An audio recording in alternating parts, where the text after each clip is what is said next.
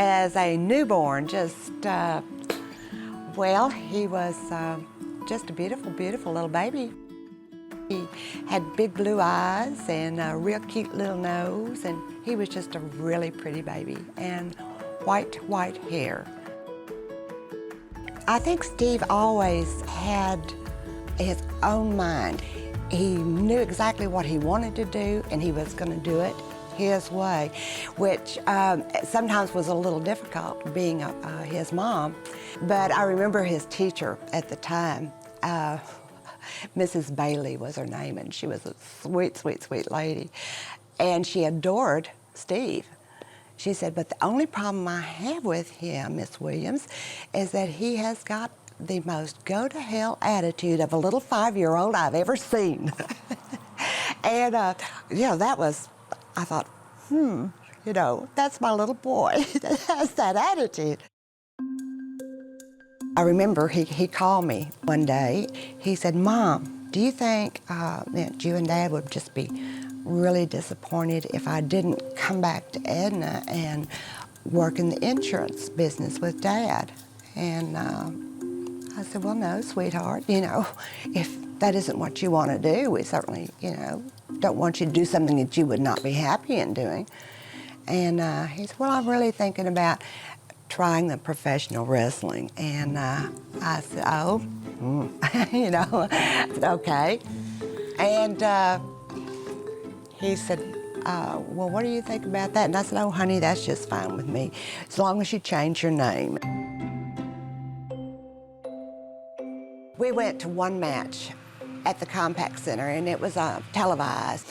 And we had about 50 or 60 people from Edna going, and we were all waiting outside for different ones that were coming straggling in. And I remember sitting there, and all these people were wearing Stone Cold t-shirts, and they had Stone Cold hands they were waving.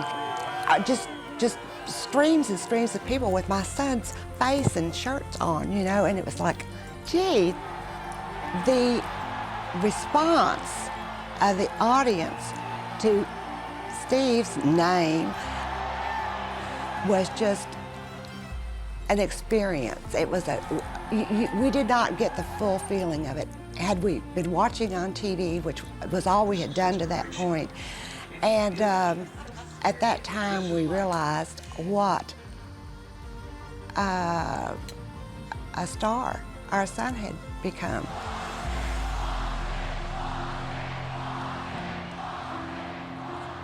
This is a picture of Steve.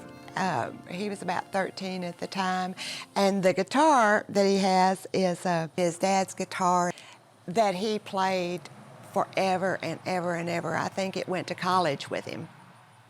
And Steve would pluck on it and make up all these crazy, outrageous songs. Ever since I was a little kid, if I ever had a problem, my dad would break out the old guitar and sing me a few songs. And it's kind of a joke. I mean, he's still doing that, right? You know, on TV when he's trying to sing a song to Vince McMahon.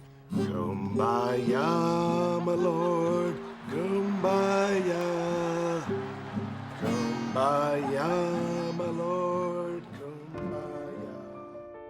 What makes me most proud when I think of Steve is he did set a very high goal for himself, and that he sacrificed so much and worked so hard to achieve this.